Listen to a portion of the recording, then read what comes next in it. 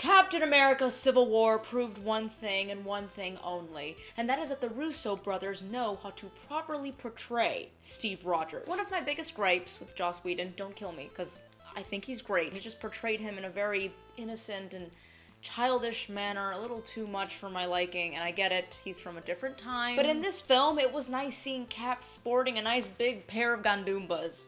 Or balls. Gonads and strife, gonads and strife. So yeah, today we're talking Civil War, and I'm just gonna jump right into the spoilers.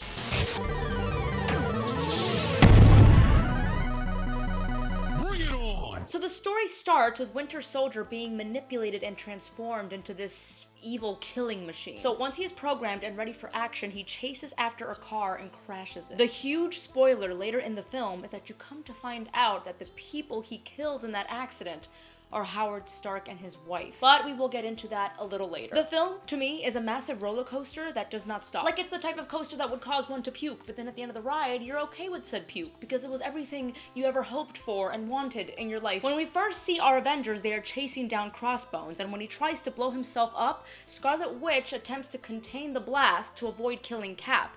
She then tries to throw him out of the area before he fully erupts, and fails. The blast takes out the side of a building and kills a bunch of people. At this point, Ross is called into action and tries to put a stop to the Avengers, and unfortunately, as a result, half the team goes one way and the other half, well, goes the other. Now here is the big twist. So during the signing, it shows Bucky trying to blow up the damn building, and now his face is plastered everywhere, and Cap is like, nah, that ain't my bruh. And Tony's like, yeah, you gotta bring him in. And then Cap is like, nah, he's my boy, I got this. So the two basically go in after Bucky at the same time, and then Black Panther's involved, and you know why he's there, because he wants to personally kick Bucky in the face. And can we just give it up to Chadwick Boseman for his kick-ass portrayal of Black Panther? One could honestly see how he is the moral center of the movie, and what I love about him is his freaking confidence. Like that final scene when Rogers tells him, you know, if they find out he's here, they'll come after him, and T'Challa's all like, let them try. Eventually, we learn that there are more Winter Soldiers that have been made outside of Bucky. So they are on a mission to find them to get proof that Bucky has in fact been manipulated. In order to do that, they have a feeling they're gonna need backup, at which point they recruit Scarlet Witch, Ant-Man, and Hawkeye. The final showdown is some of the best fighting and action I've ever seen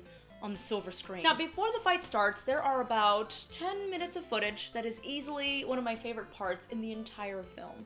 And that is when Stark goes out to Queens to recruit Spider-Man. Peter Parker explains that he has these powers, and the reason why he wears nearly pitch-black goggles is because when he's in the middle of the action, his senses are heightened to the point that he can't see very well, so Stark decides to exploit on that and create his super suit. The whole interaction between those two, even during the fight, is just absolutely adorable. Spider-Man overall was amazing. I mean, we have been seeing Peter Parker portrayed on the silver screen time and time again, and I thought, okay, no one can top Garfield, and then this kid comes along, and I was like, well, shit! This is Spider-Man! This one! Like, when he was on top of the Falcon trying to read him his rights, I was losing it! Eventually, they all meet up at the airport and go into this massively huge titty confetti-induced Geekgasmic fight that just had every nerd at the edge of their seats going like this. Us nerds always have these little imaginary, like, fantasy battles in our heads, right? Like Ant-Man versus Black Widow, who would win?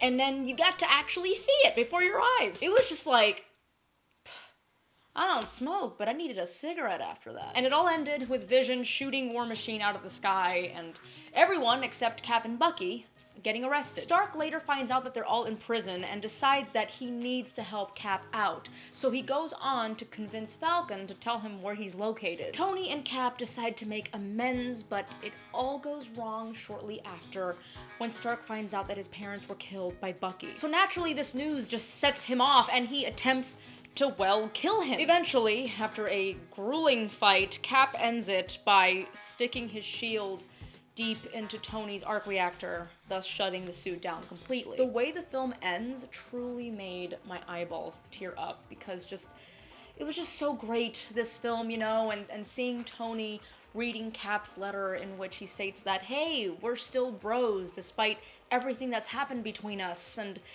by the way, I'm breaking everyone out of prison because they don't deserve that shit. I loved this film, and everyone's been asking, are you Team Cap or are you Team Stark? And after watching this film, I can safely say that I am Team Cap. Some wanted to switch to Team Stark after the reveal of his parents' deaths, but if we're going off the argument of the whole UN treaty situation, I mean, Stark already started to act against the contract anyway. Plus, as Cap said, people with agendas can always change, and they don't always make the best judgment calls, and I agree with that. Let me know who you sided with and what you thought was the best part of the film. Be sure to like, comment, subscribe, and share, and visit our brand new, remodeled, aggressivecomics.com website. You're going to like it, I promise. Oh, and be sure to check out our Patreon by clicking the link here-ish. And until next time, stay geeky, my friends.